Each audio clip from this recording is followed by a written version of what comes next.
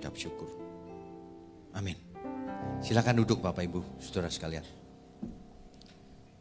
Selamat siang, shalom.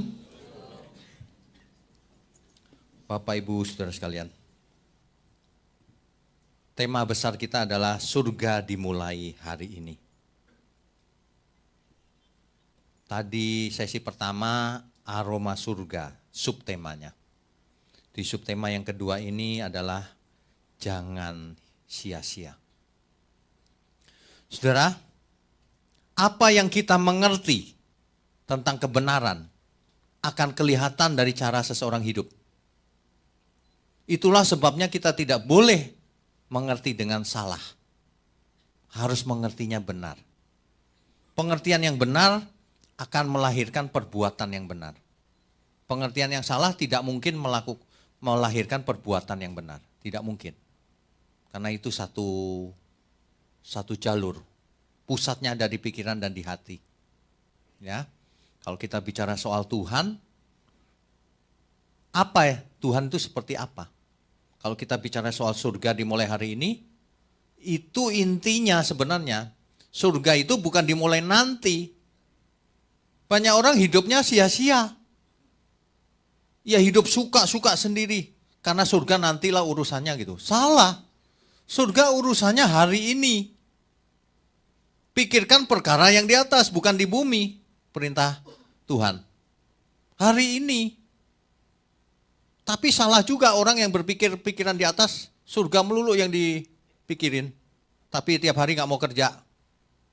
Tiap hari santai-santai, males-malesan. Bukan itu juga, salah. Surga dimulai hari ini. Artinya apa? Artinya apa yang kita lakukan hari ini, dampaknya itu kekekalan. Kalau hari ini orang tidak mengasihi Tuhan, kekekalannya ada di neraka. Kalau hari ini kita mengasihi Tuhan, kekekalannya ada di surga. Apa yang kita tabur, itulah yang kita tuai. Hukumnya sederhana sebenarnya. Nah, kalau kita merasa jadi warga kerajaan surga, sebagai warga kerajaan surga itu ada buktinya seperti begini loh. Saya warga negara Indonesia nih. Buktinya apa? Nah, ini saya ngomong Indonesia lancar. Iya kan? Kalau saya warga negara Indonesia tapi nggak bisa ngomong Indonesia, ya agak nggak pas ya. Sama, saudara warga surga, ada amin? Bahasa apa yang dipakai? Loh, kok ada yang ngomong bahasa Jawa? Ada yang ngomong bahasa Ibrani. Emang di surga pakai bahasa Ibrani? Kalau di surga pakai bahasa Ibrani kita semua buta huruf. Di surga ngomong gak bisa, apa aja gak bisa. Intinya surga itu bahasanya bagaimana kita hidup itu bahasa surgawi. Allah itu kasih adanya, maka kita harus hidup penuh kasih. Jadi kalau orang yang tidak memiliki kasih terhadap sesamanya, tidak punya belas kasihan, itu udah omong kosong itu kalau dia bicara surga, bicara Tuhan, bicara apa aja, itu omong kosong udah. Kenapa? Rohnya bukan roh surgawi yang mengalir. Karena roh surga itu kalau mengalir itu kasih adanya. Kebenaran bukan hoax. Kalau orang suka produksi hoax, itu bukan dari surga itu rohnya. Spiritnya maksudnya ya. Spiritnya itu spirit duniawi itu. Nah, jadi kenapa demikian? Orang sering salah mengerti tentang surga. Sekarang saya yakin banyak yang salah ngerti juga. Surga itu seperti apa? Kok ditanya gitu. Surga itu sesuatu yang misterius Pak. Gak jelas. Gitu pasti. Abstrak. Dunia roh. Jawabannya biasanya begitu tuh. Kalau itu dunia roh ya kita udah gak bisa ngapa-ngapain deh. Gak ada yang bisa kita lakukan. Surga itu dunia fisik. Langit dan bumi sekarang ini yang diciptakan Tuhan. Pada mulanya Allah menciptakan langit dan bumi. Dimaksudkan untuk apa langit dan bumi? Diciptakan. Untuk dimusnahkan? Kan tidak. Supaya manusia beranak cucu, hidup kekal di bumi, memuliakan Tuhan. Kan begitu tujuan mula-mula. Makanya langit dan bumi yang sekarang ini sebenarnya surga dulunya. Sebelum manusia jatuh dalam dosa. Nggak ada rencana Tuhan, nanti ku binasakan bumi. Nggak ada sebelum manusia jatuh dalam dosa. Tapi setelah manusia jatuh dalam dosa, maka langit dan bumi dikutuk. Nanti akan binasa oleh api kekal. Kan begitu. Makanya disediakan langit yang baru, bumi yang baru. Jadi buminya nanti kira-kira segitiga nggak bentuknya? Bumi yang baru segitiga nggak? Ya nggak mungkin, ya tetap bulat. Manusia bentuknya kayak gini atau gimana? Atau runcing-runcing gitu. Terus matanya banyak gitu. Biar bisa ngelihat seluruh 360 derajat. Ya enggak, manusia matanya ya 2. Tangannya ya begini. Bukan kalau di surga dapat bonus 1 lagi, Pak. Ya enggak. Itu loh. Nah, banyak orang enggak mikirnya enggak sampai sana. Surga itu nyata. Tubuh kita itu nanti di surga fisik bisa dipegang. Itu surga yang nyata. Kenapa? Karena kebangkitan itu nyata. Kebangkitan itu tubuhnya fisik. Bukan tubuh maya. Dulu orang pikirnya kebangkitan itu roh loh. Sekarang masih sebagian besar masih sih. Kalau tubuhnya roh ya, itu bukan kebangkitan, itu belum bangkit namanya. Sebab tubuh tanpa roh, itu namanya mati. Bukan hidup. Yang namanya hidup itu tubuh plus roh.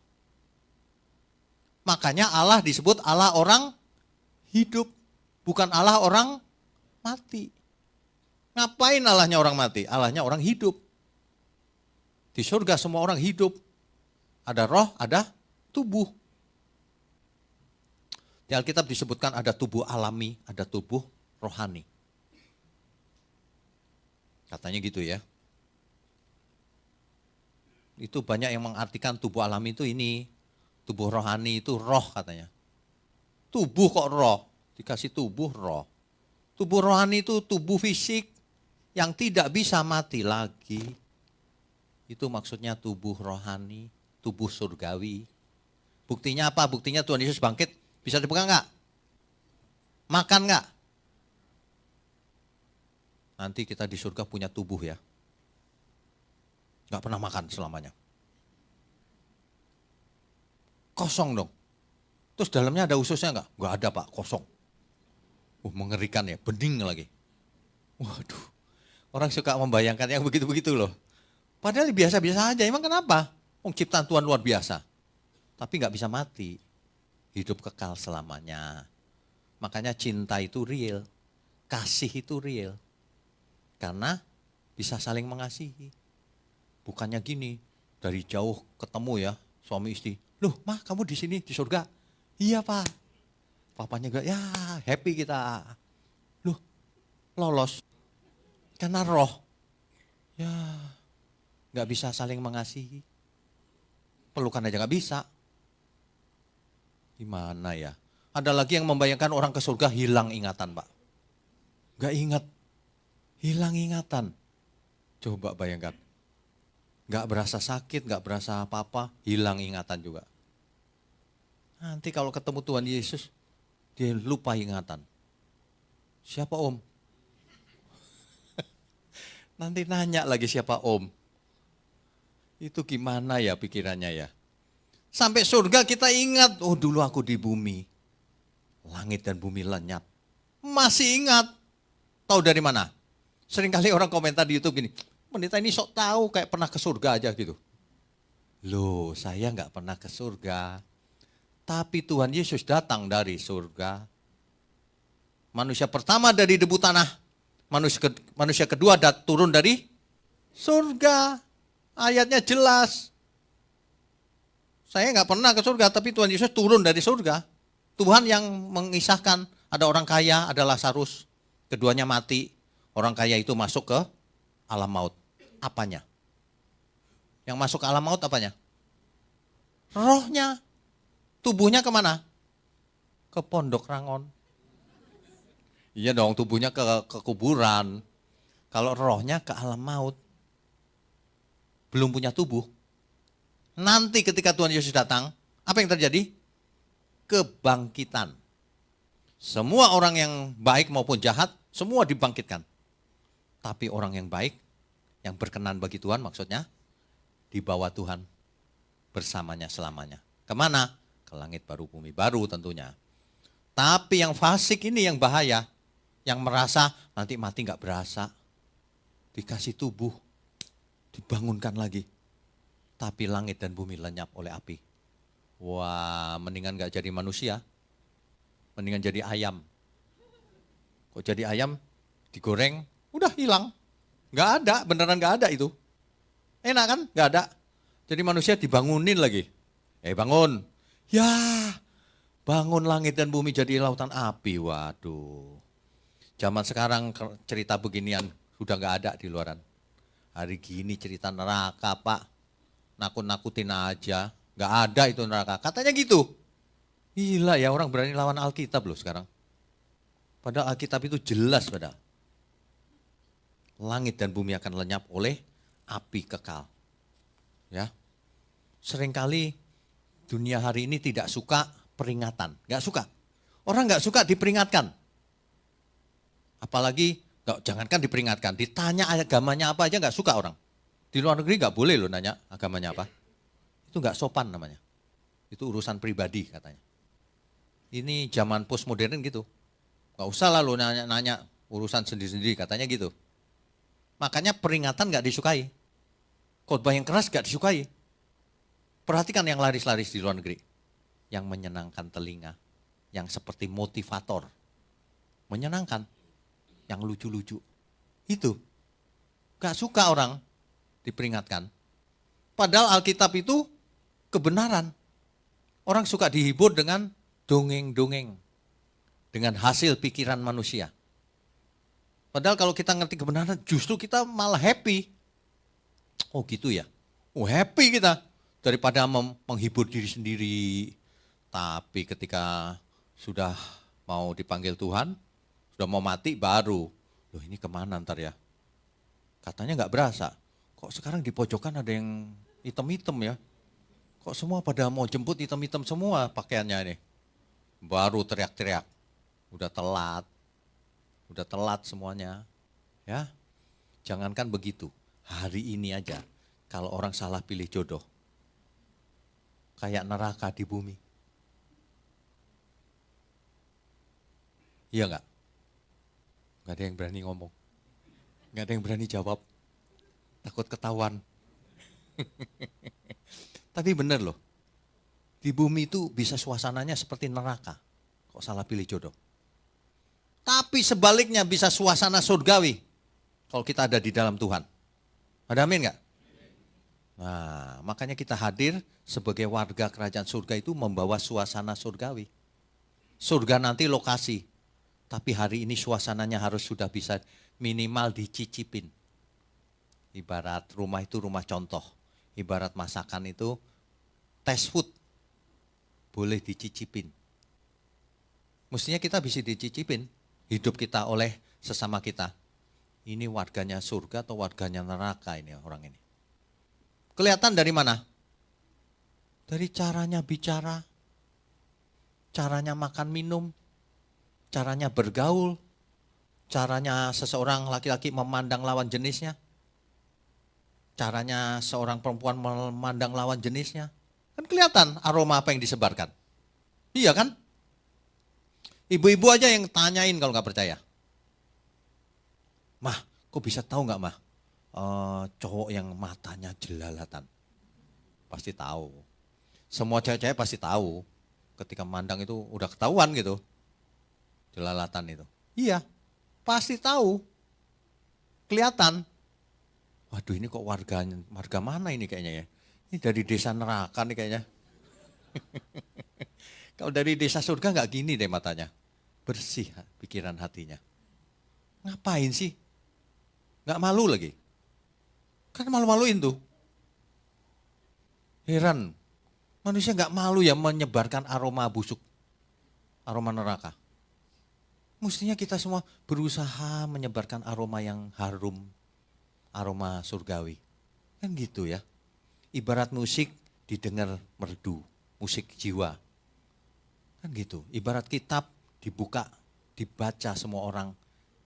tulisannya memberkati. Kan gitu, ibarat kata-kata yang didengar itu berkat, bukan kutuk. Nah, selama ini kita hidup bagaimana? Kita mesti evaluasi diri. Mesti diperkarakan. Bagaimana aku hidup selama ini? Jangan main enteng-enteng gitu. Yang penting minggu ke gereja. Jangan, saudara. Hidup ini cuma satu kali, kita maksimalkan.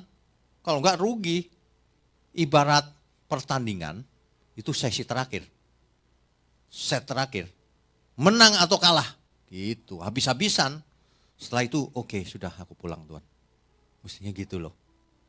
Ada amin enggak ya?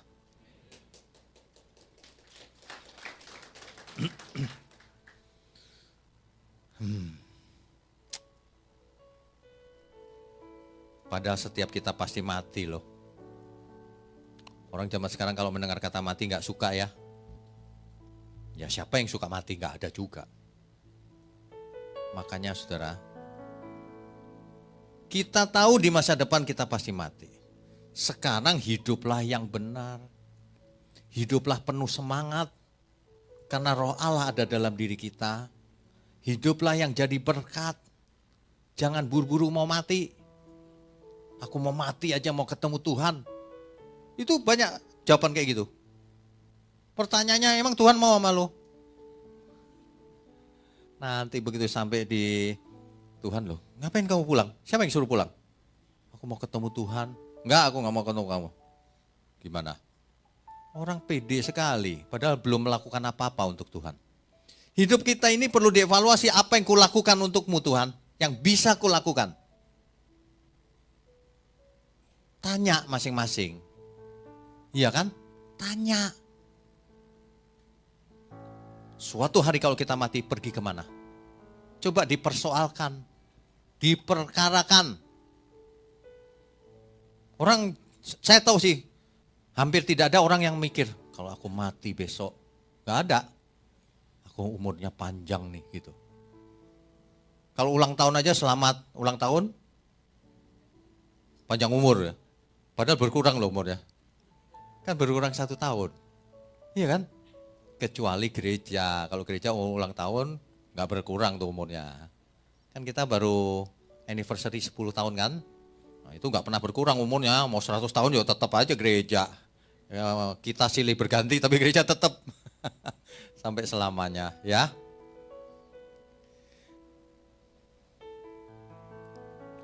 Bukanlah sebuah kemungkinan,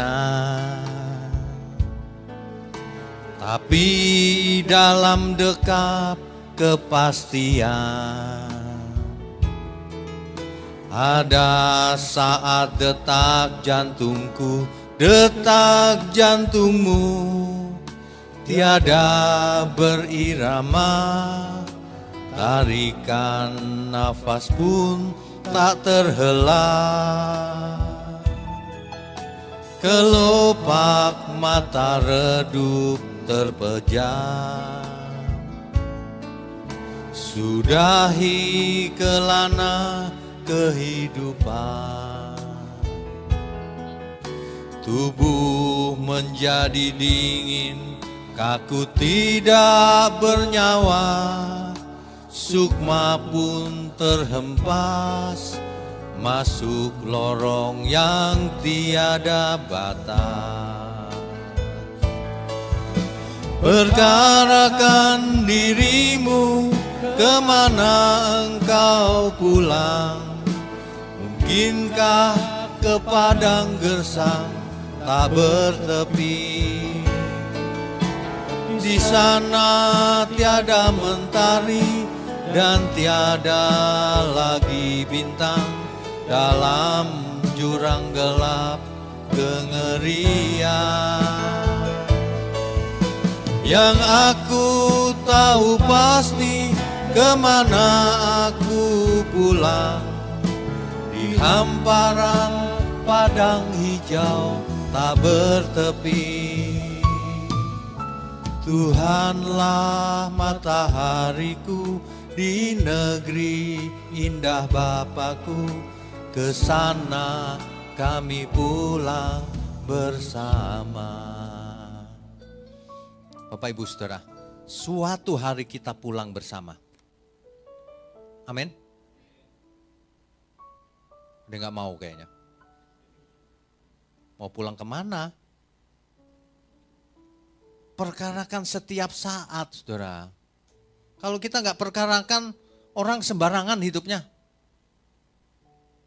Orang itu banyak yang curang loh hidupnya. Dari hal kecil sampai hal besar. Dari pekerjaan yang kelihatannya remeh, curang dia.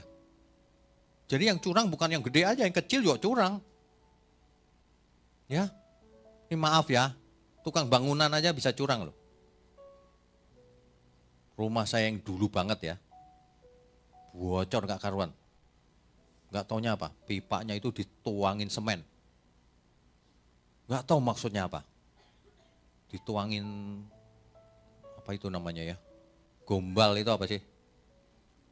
Kain bekas dimasukin ke situ. Dikerjain. Jahat gak itu? Itu tukang. Yang berdasi sama. Di pengadilan memang benar semua. Banyak orang bukan membela yang benar, membela yang mau tahu aja. Membela yang bayar katanya. Ya kan? Semua orang berusaha curang, tahu gak? Heran saya. Padahal ya curang berarti anak setan. Simpel saja kok. Gak usah pakai dihalus-halusin deh ngomongnya. Kamu curang, kamu anak setan. Karena Alkitab berkata, anakku tidak curang. Bapak di surga yang bilang begitu. Anakku tidak curang. Belum disuruh berkorban. Disuruh jujur aja gak bisa kau. Curang. Kalau gak anak setan, anak siapa itu? Kita itu jangan, saudara. Harga diri kita itu bukan pada harta, bukan pada kekuasaan, bukan pada gelar yang berderet. Bukan. Makanya ada peribahasa dunia, seseorang yang tidak bisa dipegang mulutnya. Itu bukan dipegang fisik ini maksudnya. Yang mulutnya tidak bisa dipegang janjinya. Lupakan aja dia. Dalam segala hal dia tidak bisa dipercaya. Kalau dalam hal kecil aja nggak bisa dipercaya, apalagi hal besar. Dijadiin kasir kecil aja korupsi. Ngapain dijadiin bendahara umum? Mengerti ya maksudnya ya? Tapi orang dunia suka alasan, nanti kalau aku dikasih kerjaan gede jujur Pak. Ini kecil sih, kalau yang gede jujur. Ngomong kosong gitu. Kecil aja nggak bisa, paling gede.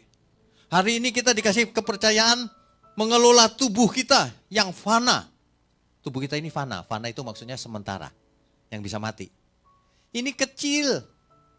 Kalau tubuh kita aja nggak bisa dipercaya kita. Apalagi tubuh kemuliaan nggak bakalan dikasih. Simpel saja itu. Kita hidup tubuh kita suka-suka sendiri.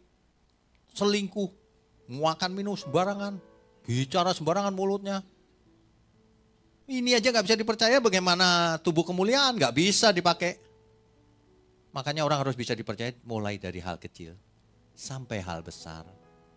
Amin semua. Nah, kalau di rumah bisa dipercaya nggak engkau jadi suami yang baik? Ayo tanya diri sendiri. Bisa dipercaya nggak kau jadi istri yang baik? Kalau itu aja nggak bisa, ngapain dikasih kerajaan surga? Sebenarnya ya sederhana. Kalau mau tahu seseorang mengeluarkan aroma apa? Aroma surga atau bukan? Sia-sia atau enggak hidupnya? Gampang. Tanya aja sampingnya. Tanya aja sekeliling kita. Teman-teman kita. Disurvei gitu ya. Kan orang kalau disurvei ya ditanya, menurutmu kamu baik enggak? Pasti cenderung kita membayangkan diri kita itu baik. Enggak ada orang membayangkan, aku ini anak setan emang. Enggak ada. Aku memang enggak sempurna sih tapi aku anak Tuhan gitu. Membaik-baikan diri. Coba survei, suruh orang lain yang ngomong. Nanti gini, oh dia mulutnya Pak dia. Ngomong seomong itu nyakitin Pak. Oh, baru aslinya tahu. Aku gitu ya? Iya, makanya jangan suka menghibur diri sendiri. Bercermin yang jujur, aku ini seperti apa ya di hadapan Tuhan. Apakah Tuhan berkenan atau enggak ya selama ini ya? Aku rajin ke gereja sih, tapi bagaimana ya? Gitu loh. Saudara jangan tertipu dengan orang yang rajin ke gereja. Jangan tertipu. Banyak orang rajin ke gereja, banyak orang suka doa puasa, suka kegiatan agama. Percuma. Faktanya yang penting.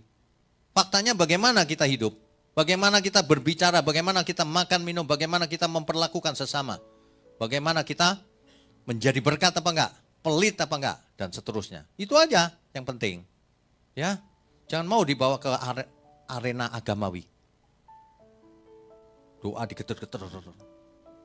Gak usah geter kali. Mau bekas stroke atau apa kok digeter-geter? Emang kalau digeter-geter terus Tuhan gini, gue hebat ya. Itu. Gak usah, kalau memang geter sendiri ya gak apa-apa. Kalau nggak usah disengaja digeter-geterin. Ya, lupa. Oh gempa. Oh ya kalau gempa ya nggak apa-apa. Bapak Ibu saudara sekalian ya, hidup cuma satu kali, jangan sia-sia. Orang yang tidak mengerti bahwa surga hadir di bumi. Bukan lokasi surganya ya, lokasi surga beda. Itu langit baru, bumi baru. Maksud saya suasana surganya hadir di bumi mulai sekarang. Pasti hidupnya sia-sia. Itu ibarat orang yang dikasih voucher gratis. Kan ada namanya cruise ya. Cruise itu saya belum pernah ikut sih. Cruise pesawat lagi. Kapal ya, kapal pesiar ya. Kan ada cruise tuh. Kalau seseorang dikasih voucher gratis cruise ya, ikut ya. Wah ikut nih ceritanya, sekeluarga happy dong. Berenang semua yang ada dicobain. Malam hari capek dia tidur. Bangun pagi. Begitu bangun pagi dia. Kruk kruk kruk kruk kruk kruk kruk kruk kruk kruk kruk. Saya kalau pagi bunyi loh. Lapar. Artinya lapar. Terus waduh lapar nih. Suaminya sebentar ku cariin makanan. Dia cari makanan. Wah restoran gua gede-gede ya. All you can eat lagi. Wah apa aja bisa dimakan. Yang bergerak maupun yang tidak. Tapi suaminya gini, waduh ini mahal nih semua ini. Gila ini, mahal nih. Dia balik lagi ke kamar. Untung mah kita bawa mie instan. Dia makan mie instan sekeluarga. Kasian deh lo. Di vouchernya itu ada tulisan termasuk everything. Termasuk breakfast, lunch, dan sebagainya. Orang yang tidak tahu haknya apa, dia sia-siakan itu semua. Kita sudah diberi Roh Kudus dalam diri kita. Kita sudah dikasihi oleh Bapa di surga. Anaknya yang tunggal menggantikan tempat kita.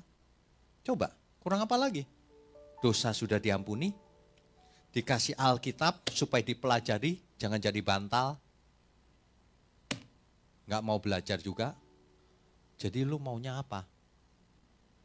Kata Bapak di surga begitu. Jadi kau maunya apa? Itu malaikat kalau lihat manusia gemes loh sebenarnya. Siapakah manusia sehingga engkau perhatikan demikian rupa? Kau kasih, kau beri kemuliaan lagi, mahkota kemuliaan. Malaikat gemes loh kalau lihat manusia itu. Seandainya bisa diilustrasikan ya, malaikat tanya sama Tuhan. Boleh nggak Tuhan? Tampar Tuhan. Jangan kata Tuhan, tampar muter nanti. Manusia itu dikasih kesempatan tak terbatas sampai menutup mata. Jadi kalau ada seseorang yang gak mau bertobat, salahnya siapa? Salahnya sendiri. Ya kan? Salahnya sendiri. Setiap orang itu punya potensi yang luar biasa. Roh Kudus dimateraikan dalam diri kita. Roh Kudus yang sama semua. Sama persis. Makanya setiap orang harus menggali potensinya, terutama yang masih muda. Potensinya digali, kau bisa jadi apa aja sebenarnya. Yang tidak bisa, kau batasi dirimu sendiri. Sebenarnya tidak ada yang mustahil, apapun bisa. Aduh aku pendiam Pak. Pendiam kan sekarang. Pendiam bisa gak jadi pengkhotbah? Ya bisa, siapa bilang tidak bisa? Belajar yang benar sama Tuhan. Berubah dia bicaranya. Berubah. Ya, apa saja bisa. Enggak cuma soal begitu, soal bisnis apapun bisa. Belum dicoba udah bilang enggak bisa. Sebenarnya apa aja bisa. Gitu loh.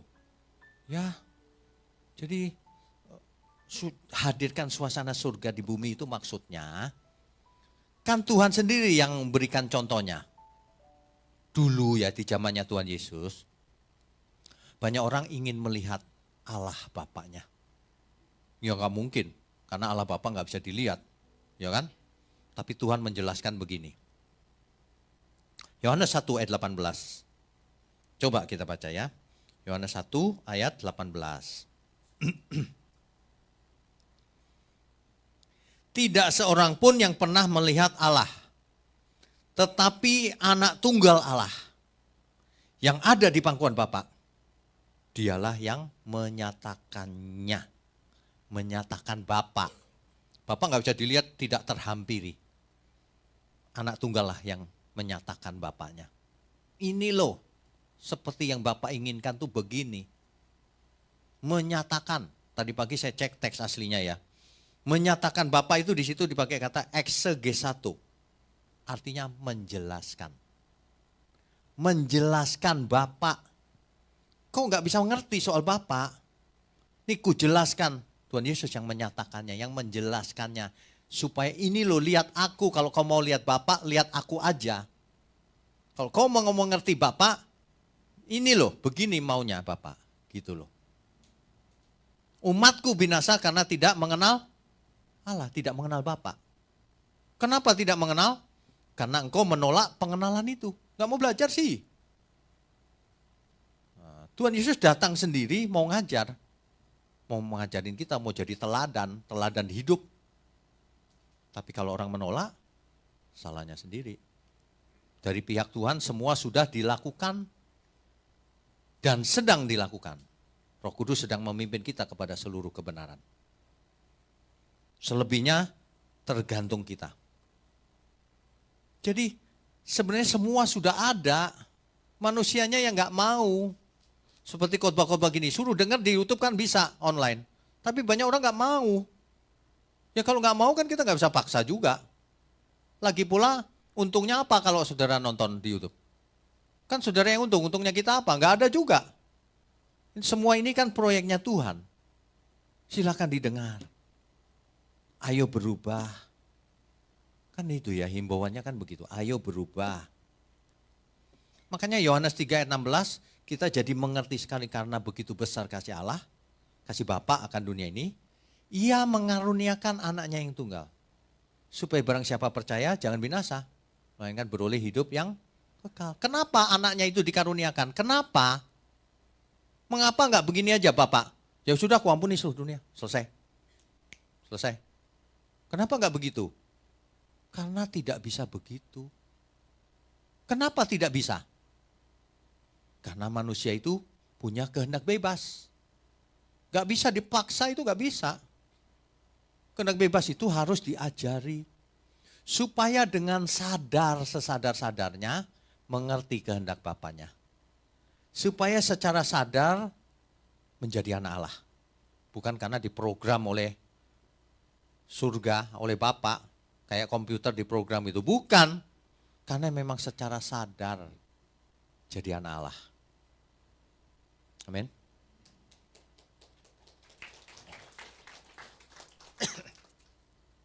Ini bedanya dengan agamawi. Kalau agamawi itu, oh gitu ya harus dilakukan gitu. Iya deh, belum berubah deh. Dia hanya melakukan peraturan agama. Hanya melakukan liturgi atau syariat hukum Taurat. Itu agama. Nah, tapi yang ini menjadi anak Allah. Mengenakan kodrat ilahi. Berubah akal budinya. Mentalnya berubah, kesadarannya berubah. Saudara kalau pagi bangun gitu ya. Apa yang saudara sadari? Siapakah aku? Harusnya saudara mulai ya dari bangun pagi itu. Dimulai aku anak Allah ketika bangun. Mestinya begitu loh. Begitu melek matanya, aku anak Allah. Kalau saudara ingat terus begitu gak mungkin saudara berbuat dosa. Orang berbuat dosa karena apa? Dia nggak ingat dirinya anak Allah. Itu nggak secara tidak langsung dia mengaku dirinya anak setan sebenarnya. sengaja berbuat dosa. Mestinya setiap pagi kita awali dengan kesadaran penuh, aku anak Allah. Aku anak Bapa di surga. Wah, itu mestinya. Ya, jadi anak tunggal Bapa ini memang harus jadi manusia. Kenapa? Karena kita manusia yang yang perlu memiliki teladan. Teori aja percuma. Perlu teladan, ini loh, seperti ini anak yang dikasih Bapak itu seperti ini. Berkali-kali, minimal 2 kali suara dari surga itu.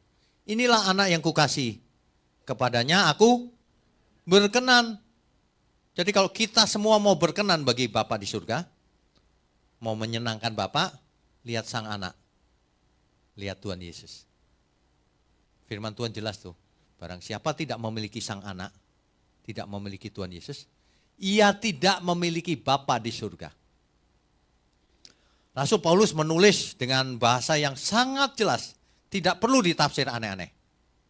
Karena Allah itu Esa, Allah itu cuma satu. Allah itu cuma satu, siapa yang bilang 3? Satu. Siapa itu? Bapa di surga. Maka Esa pula pengantaranya, yaitu manusia Kristus Yesus. Pengantaranya cuma satu, Tuhan kita cuma satu. Tuhan Yesus.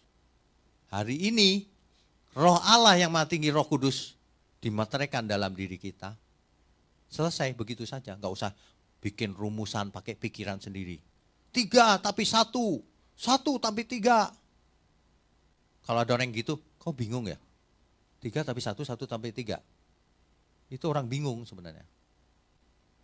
Nanti pakai kalimat aneh-aneh, istilah-istilah. Alkitab begitu Rasul Paulus, Allah itu satu. Bapa kita cuma satu. Maka satu juga pengantaranya, Tuhan Yesus. Hari ini kita punya Roh Kudus dalam diri kita. Selesai. Gak usah dikalimatkan pakai kalimat teologi. Gak penting itu. Malah bingung diputar-putar. Ya. Yang lebih penting adalah apakah hidupku ini memancarkan aroma surgawi? Ada Roh Allah dalam diriku. Memancar gak itu? Rohnya itu memancar gak? Kelihatan seseorang memancar apa dari dalam dirinya itu. Kelihatan. Bisa dirasakan oleh banyak orang. Ya, kalau kita benar-benar anak Allah yang memancar aroma surgawi.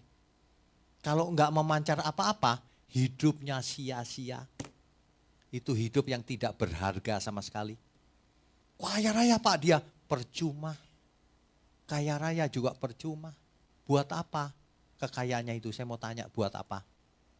Orang yang triliunan kekayaan buat apa? Kan kita udah lihat buat apa? Beli jet pribadi. Apalagi? Kapal selam pribadi. Mobil 100 apa 200. Apalagi? Hah? Helikopter? Oh helikopter, ada yang bercita-cita punya helikopter. Apalagi? Istrinya berapa itu? Kita nggak tahu tuh, yang terdaftar 1 sih memang. Benerannya nggak tahu kita. Apalagi? Apakah bikin puas? Saya mau tanya. Enggak. Semua itu nggak bisa memuaskan. Memuaskan sementara. Sebentar saja. Itu sia-sia semuanya itu. Apalagi kalau mau mati, lihat aja nanti pas mau mati. Apakah dia tenang ataukah dia ketakutan. Itu aja. Ya, manusia itu belok ke uang. Jangan belok ke uang, uang cuma alat. Kita butuh uang jelas, tapi sebagai alat. Kita butuh banyak tools untuk bersahabat dengan pekerjaan Tuhan. Maka dari itu ikatlah persahabatan dengan mempergunakan mamon yang tidak jujur. Bersahabat dengan siapa? Ya dengan Tuhan. Amin gak? Gunakan seluruh apa yang ada pada kita. Jangan disia-siakan. Itulah yang namanya sumber daya. Sumber daya yang ada pada kita. Dalam bahasa Alkitab dipakai kata talenta. Ada yang 5 talenta, ada yang 2, ada yang 1. Sebenarnya itu sumber daya. Sumber daya yang diberikan Tuhan dalam diri kita. Apa itu sumber daya? Ini fisik kita. Kesehatan, kepandaian, apalagi suara yang bagus, apalagi Ada banyak hal. Uang mungkin, hartanya, kekuasaannya, jabatannya. Makin punya banyak, dituntutnya makin banyak loh. Iya. Coba kita punya banyak gitu ya. Wah, asik nih. Bisa nolongin banyak orang. Bisa bikin macam-macam, sekolah gratis dan sebagainya. Kan asik kan? Banyak orang salah juga ketika mau rohani, aku nggak mau punya duit sama sekali. Ya nggak bisa nolong orang. Nolong diri sendiri aja nggak bisa. Kalau bisa semua yang banyak uang, yang sukses. Kalau bisa. Kalau enggak ya enggak apa-apa, tapi tetap saja yang aroma yang memancar harus aroma surgawi. Jangan yang lain. Iya kan? Sebisa mungkin, maksimal. Jangan sia-siakan hidup kita. Hidup kita cuma satu kali, tidak lebih 100 tahun. Jangankan 100 tahun, 70 tahun belum tentu banyak orang. Jadi jangan disia-siakan. Sayang banget hidup kita ini berharga di mata Tuhan. Sangat amat berharga. Malaikat-malaikat saja bisa iri sama kita. Siapakah manusia? Engkau perhatikan sedemikian rupa. Bahkan kau berikan mahkota kemuliaan. Coba betapa berharganya kita itu. Padahal kalau mau dihitung gak ada harganya. Jatuh dalam dosa, terus gak bisa apa-apa lagi. Masih jahat lagi kadang-kadang. Waduh, tapi Tuhan penuh kasih. Supaya kita jadi anak Allah. Itu yang paling penting dalam hidup ini. Yang lain kita kerjakan dengan tanggung jawab, kerja keras saja. Ya, ada amin, saudara? Jadi anak Allah itu dimulai sekarang. Kalau tidak sia-sia. Mau jadi pebisnis, mau jadi apa? Jadilah anak Allah kalau enggak sia-sia. Anak Allah memancarkan aroma surgawi. Memenuhi semua yang berhubungan dengan dia. Merasakan kasihnya Tuhan. Itu yang benar. Ya. Makanya Tuhan Yesus memakai banyak kalimat, jadilah garam. Garam itu mengasinkan sekelilingnya kan. Jadilah terang, terang itu menerangi sudut-sudut yang gelap. Jadilah terang. Dalam bahasa sehari-hari di ilmu manajemen dipakai kata agent of change. Agen pengubah.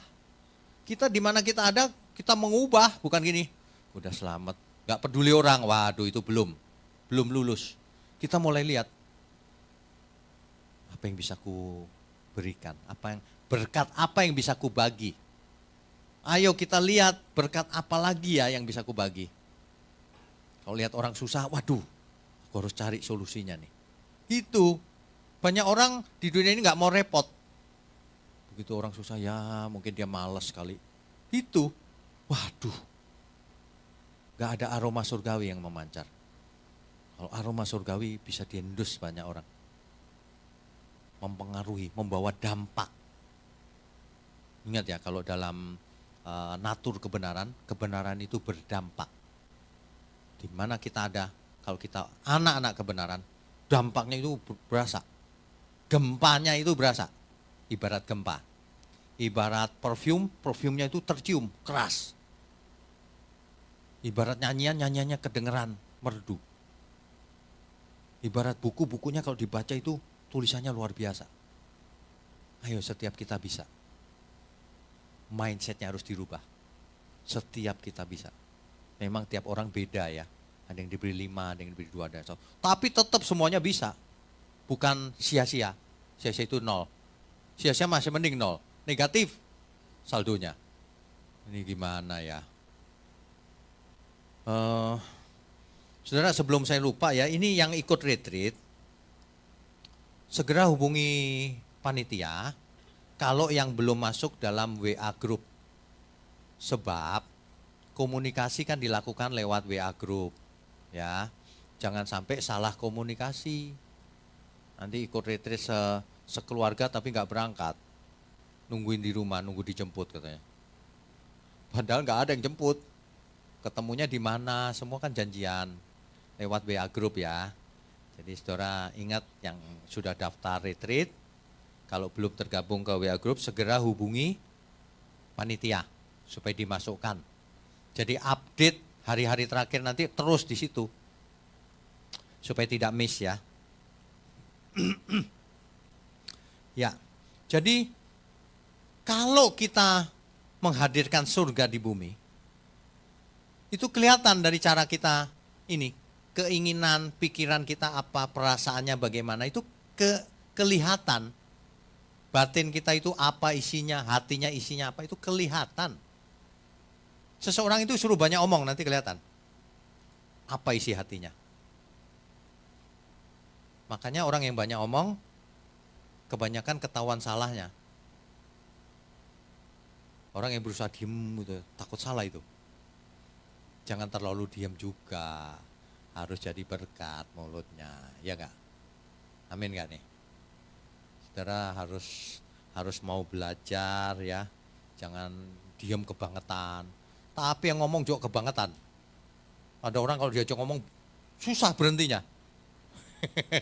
Udah direm gitu, nggak bisa terus. Aduh, tapi nggak apa-apa kalau ngomongnya itu memberkati. Ya. Seseorang tuh kelihatan loh apa yang dia rindukan dalam hidupnya, kelihatan. Apa yang ia inginkan dalam hidupnya itu kelihatan, saudara.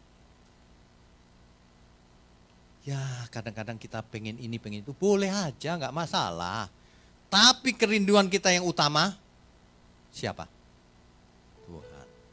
Kalau ditanya sih jawabannya benar sih, Tuhan. Benar nggak rindunya Tuhan? Nah, itu yang jadi masalah. Kalau cuma pertanyaan mah gampang, ujian tuh gampang banget, Tuhan. Prioritasnya siapa? Tuhan. Kan gampang banget itu, anak kecil juga tahu, anak sekolah minggu.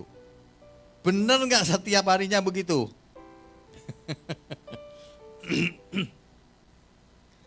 Saudara, ini ada cerita kalau anak kecil ditanya ya, kamu sayang papa nggak? Nggak mau ngomong loh. Anak saya kalau saya tanya, kamu sayang papa nggak? Nggak mau ngomong gitu. Namanya juga anak kecil ya. Tapi saya percaya dia sayang saya. Lewat apa? Ya lewat perbuatan kan. Kalau nggak sayang saya kan nggak mau deket-deket pasti. Tapi namanya anak kecil ya, kadang-kadang kepala dipegang. Tapi itu hanya untuk anak kecil. Orang dewasa tidak boleh. Kepala dipegang, dibuyuk-kuyuk gitu. Kerinduan kita itu cuma satu, saudara. Sempurna seperti Bapa. Amin ya. Ku tak tahu sampai kapan hari hidupku, akhir hayatku ini tidak menentu. Namun yang pasti perjalanan hidup ini berakhir di suatu saat nanti. Sebelum hari akhir hidupku tiba, sebelum semua kesempatan tiada, ku kan berjuang dalam pertandingan iman, mengakhiri dengan kemenangan. Hanya satu kerinduanku, sempurna seperti Bapakku, sesuai rancangan semula, serupa dengan Tuhan Yesus, tujuan imanku, berkenan di hadapan Bapa. Saudara, biasakan kalau mendengar kata berkenan, itu kan kayak terlalu tinggi. Berkenan, sempurna, itu harus diterjemahkan dalam bahasa sederhana, supaya bisa kita eksekusi, bisa kita lakukan. Jangan pakai bahasa yang tinggi-tinggi terus akhirnya gak ngerti. Ya, berkenan itu apa Pak? Harus mengerti. Dari dulu berkenan. Apa itu berkenan? menyenangkan dia. Berkenan itu menyenangkan. Harus ngerti, caranya bagaimana? Dikejar terus. Menyenangkan Tuhan itu gimana ya Pak? Kasih persepuluhan ya Pak? Bukan. Apa dong? Jika kita hidup sesuai kehendaknya. Bagaimana kehendaknya itu? Yang kau mau makan, mau minum, lakukan apa saja, lakukan untuk dia. Harus clear sampai langkah-langkah nyata supaya kita bisa berubah. Bayangkan saudara kalau, apa ya misalnya ya, suatu kalimat itu ngambang. Kita ke dokter misalnya. Di dokternya cuma bilang gini, Ibu hidupnya yang sehat ya. Ya dok, kira-kira dilakukan nggak? Nggak mungkin. Kenapa? Ya, sampai rumah, hidup sehat tuh gimana ya? Nggak tahu. Nggak bisa, mulai sekarang nggak boleh begitu, saudara. Saudara mulai sekarang harus nyata.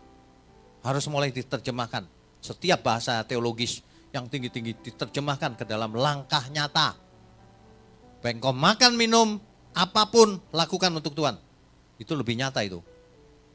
Dibanding gini, pikirkan perkara yang di atas. Waduh, di atas mana Pak? Surga. Surga kayak apa Pak? Gak kebayang Pak. Itu percuma tuh yang begitu. Pikirkan perkara yang di atas. Maksudnya nanti aku ke sana. Sekarang apa yang harus kulakukan? Sekarangnya ini bagaimana? Itu lebih penting.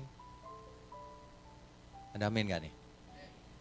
Saya berusaha mendaratkan bahasa-bahasa yang tinggi itu menjadi eksekusi. Bisa dieksekusi.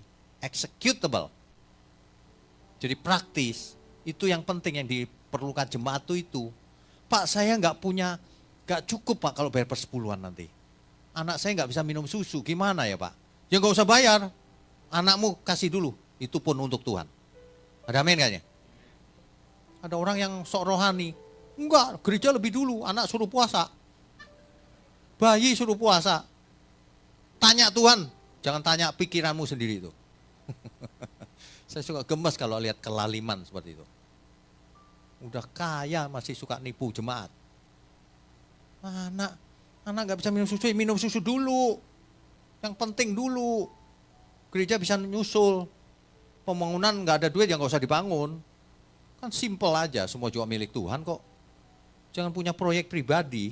Ya, kita hadir di dunia ini harus memancarkan aroma surgawi. Sebagai warga surga. Ingat loh, kita warga surga.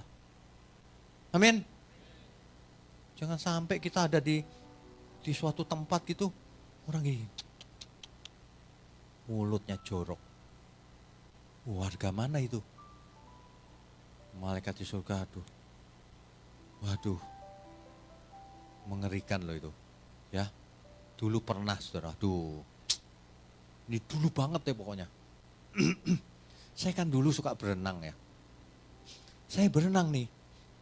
Terus di ujung sana saya berenang kan, sampai ke ujung. Di ujung sana ada orang sudah tua sekali. Saya nggak tahu usianya berapa. Minimal pasti 80. Tua banget. Jalan aja pelan-pelan soalnya. Terus saya di sampingnya kan. Loh, mulutnya sudah ngomong jorok. Kenceng banget. Nggak bisa ditiruin. Kenceng banget. Tiruin jadi apa ntar? Ngomong jorok kenceng banget, saya sampai gini. Ya cepet-cepet saya pergi ah. Kenapa tau gak kenapa saya pergi? Orang kan nengok langsung. Satu tua, satu saya kan. Yang dipikir ngomong siapa pasti? Kan gak mungkin orang tua ngomong kayak begitu. Gak bisa diomongin, gak bisa didengar tau gak. Jorok banget, eksplisit. Wah pergi ah. Bentar pikir semua orang pada lihat saya. Loh salah saya apa nih? Aduh, sudah tua masih begitu coba. Ini warga kerajaan mana ini? Ingat, kita kemanapun, aku warga surga. Ada amin gak nih? Warga surga bicaranya harus yang benar. Membawa berkat. Tindakannya. Ya. Kalau kalau sudah bisa berubah ya wah, malaikat di surga. Nah, gitu dong, gitu. Itu berubah itu penting, nyata. Sebab pertobatan itu perubahan, bukan cuma percaya di pikiran, ya. Kalau nggak hidup kita sia-sia. Banyak orang di dunia ini hidupnya sia-sia. Nggak ngerjain apa-apa untuk Tuhan. Masih muda main game dari pagi sampai malam. Sia-sia. Apa untungnya? Main game boleh. Tapi kalau dari pagi sampai malam, itu sia-sia. Mestinya dari pagi sampai malam belajar, olahraga. Cari kehendak Tuhan apa yang harus mesti kulakukan Tuhan. Bagaimana memberkati, bagaimana menyenangkan orang tuanya. Kan hebat, manusia tuh hebat sebenarnya. Banyak orang sia-sia karena nggak ngerti kebenaran. Jadi buang-buang waktu, buang-buang sumber daya, menyakiti orang lain lagi. Nggak ada gunanya itu, bahkan merugikan. Ya, ingat kesempatan kita hidup cuma satu kali. Kita warga kerajaan surga. Semua orang yang mencium baunya, aroma surgawi. Itu mestinya. Ya, semua orang kalau dengar nyanyian jiwa kita itu, wah nyanyian surgawi. Gitu. Nah, mestinya begitu, saudara. Jadi di Matius 6 ayat 10, jadilah kehendakmu. Di bumi seperti, mulai di mana? Di bumi. Kapan? Hari ini, sekarang. Jangan besok ya. Jangan gini ditanya, kapan? Besok. Bukan besok, kalau besok jelas. Besok. Besok itu artinya apa? Besoknya ditanya lagi, kapan? Besok. Besok terus, wah. Saya kalau ada orang udah jawabnya besok, udah pusing saya. Gak tahu kapan itu.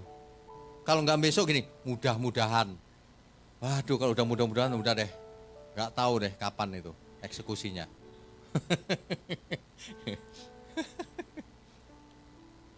Bapa kami di surga, dimuliakan namamu. Jadilah kehendakmu di bumi seperti di surga. Mestinya begitu. Ya, mestinya begitu. Jadilah kehendakmu di bumi seperti di surga. Sebelum kita ke surga, sudah jadi di bumi. Tugas siapa? Tugas kita semua. Jadilah kehendakmu di bumi seperti di surga. Jadilah kehendakmu di gereja ini seperti di surga. Jadilah kehendakmu di keluargaku seperti di surga. Kan begitu. Makanya ini harus jadi keluarga besar. Keluarga Allah di bumi. Jadilah kehendak Tuhan, kehendak Bapa di bumi, di keluarga kita ini. Minimal di sini. Baru aromanya nyebar. Nyebar melalui YouTube. Sampai ke ujung bumi. Sampai ke Bogor. Sampai ke Bandung, Surabaya, Irian. Sampai mana lagi ya? Sampai Belgia, ada yang dari Belgia tuh. Ada yang di Nederland, ada. Nyampe loh. Itu kan aroma ya, tanda kutip. Harus didengar. Kita semua, bukan cuma saya, bukan cuma para pelayan Tuhan, semuanya kita. Jangan merasa jemaat boleh ada diskon. Pendetanya yang harus benar. Kalau jemaat boleh diskon, nggak boleh. Sama semuanya. Harganya sama. Ada amin nggak? Wah, ini jemaat yang baik ya Bang. Semua amin. Ini oke. Sebenarnya kerajaan surga sudah datang. Ketika Yesus ada di bumi, Matius 12 ayat 28, kerajaan Allah sudah datang. Bukan lokasinya ya, tapi ajarannya, suasananya, aromanya, rohnya, spiritnya sudah bisa dirasakan di bumi. Rasul Paulus menulis dalam Filipi 3 ayat 20. Kewargaan kita adalah di dalam surga. Kewargaan kita semua itu di dalam surga.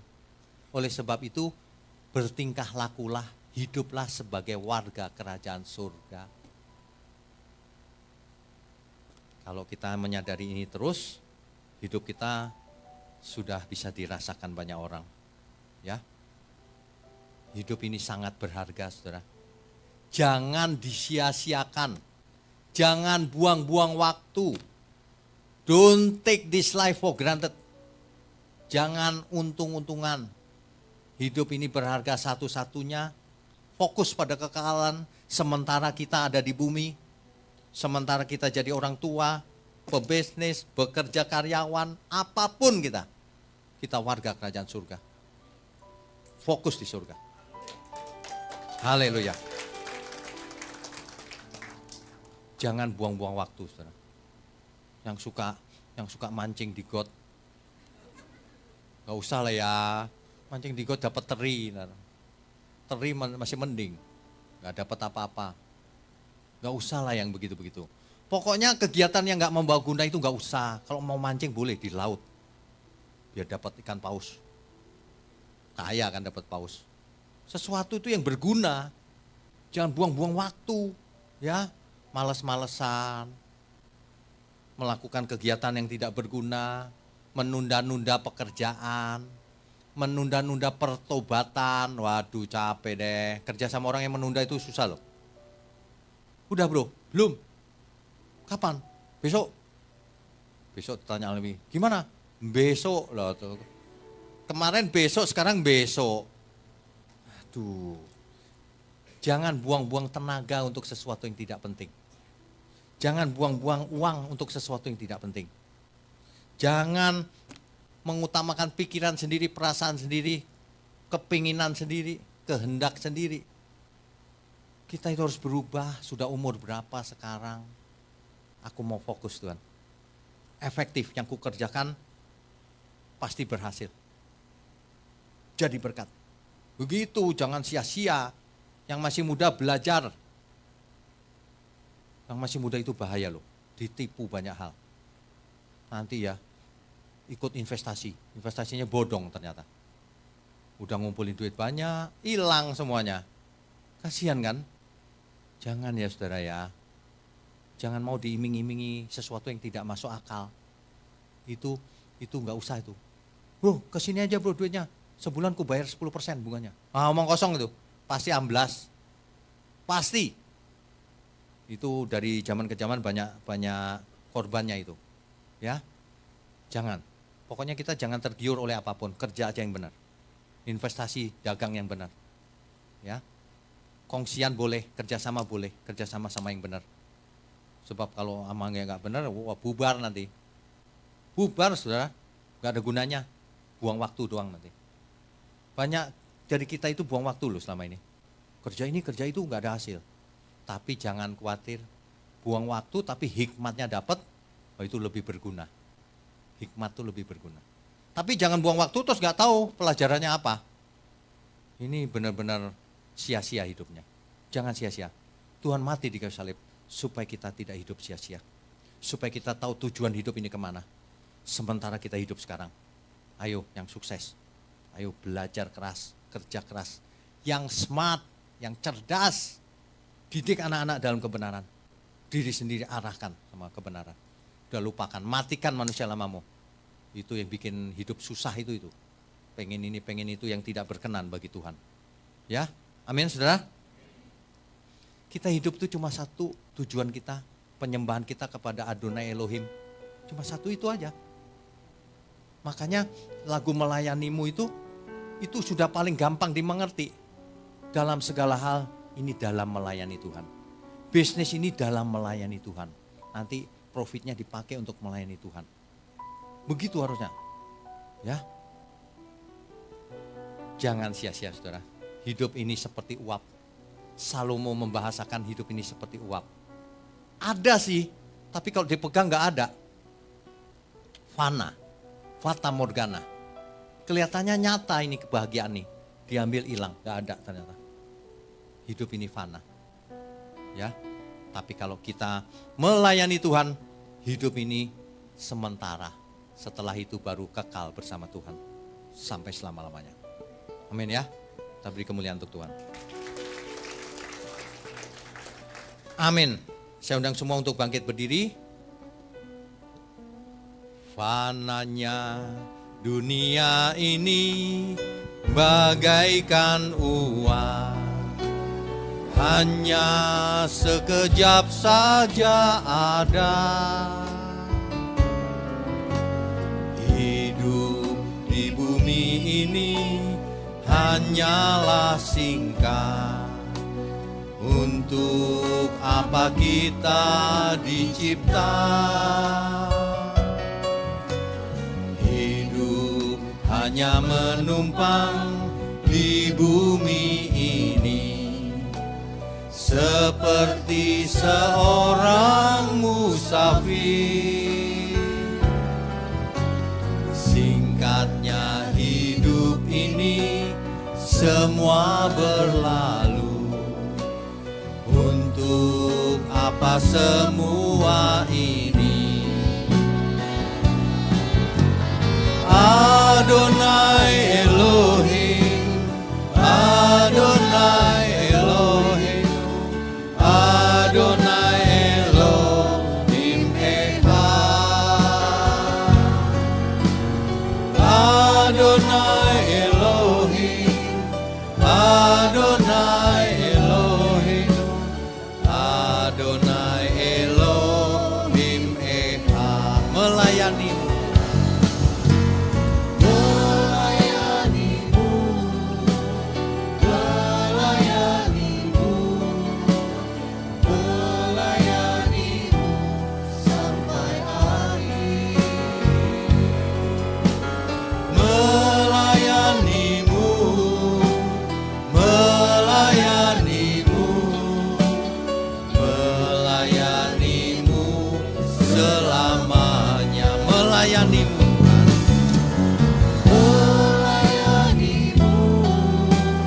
melayanimu, melayanimu, melayanimu sampai akhir.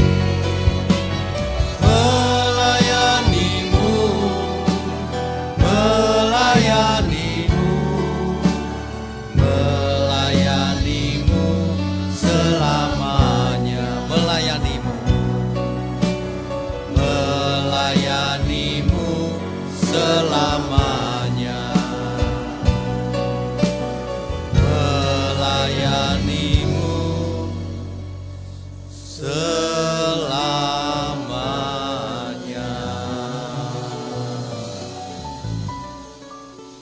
Bapa kami di surga, ajari kami melayanimu.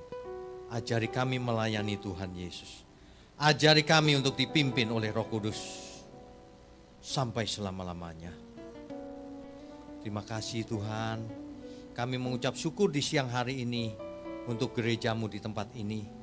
Kau pakai terus secara mengherankan untuk menjangkau banyak jiwa, menyadarkan banyak jiwa yang tersesat, bahkan sampai ke ujung bumi. Juga mengucap syukur untuk seluruh pelayan Tuhan yang dengan setia melayani Engkau. Juga seluruh umat-Mu dimanapun berada. Juga hamba berdoa untuk tangan-tangan yang mendukung pekerjaan-Mu ini. Engkau berkati mereka Tuhan, keluarganya, supaya jadi berkat kemana mereka pergi juga selama-lamanya. Sekarang kami mau angkat tangan kami tinggi-tinggi. Mohon curahkan berkat-Mu atas kami semua. Kami sambut segala berkat yang turun dari surga. Baik berkat jasmani maupun berkat rohani. Hikmat, marifat, sehat, umur panjang turun atas kita semua. Dalam nama Bapa, Putra, dan Roh Kudus. Haleluya. Amin. Saudara sekalian, bicara soal kebenaran, setiap orang merasa benar. Makanya semua kecap dinomor satukan. Ada orang yang mengatakan saya paling benar, ini paling benar, itu paling benar. Mana sebenarnya yang paling benar? Oleh sebab itu, hadiri seminar 7 natur kebenaran dan aplikasinya. Seminar ini wajib dihadiri oleh para teolog, apologet, pengkhotbah, bahkan oleh para jemaat sendiri. Agar kita bisa membedakan manakah yang benar, manakah yang salah. Inilah alat uji kebenaran yang sangat objektif dan alkitabiah. pastikan saudara ikut. Dan ajak seluruh saudara dan sahabat-sahabat. Bapak-bapak dan ibu-ibu yang terkasih dimanapun berada, yuk kita belajar pelajaran Alkitab bersama secara online. Setiap hari Rabu jam 7 malam bersama pendeta Bapak Wignio Tanto secara online, bisa melalui Zoom. Tetapi kita harus mendaftarkan dulu ke nomor berikut ini. Selamat bergabung dan Tuhan Yesus memberkati.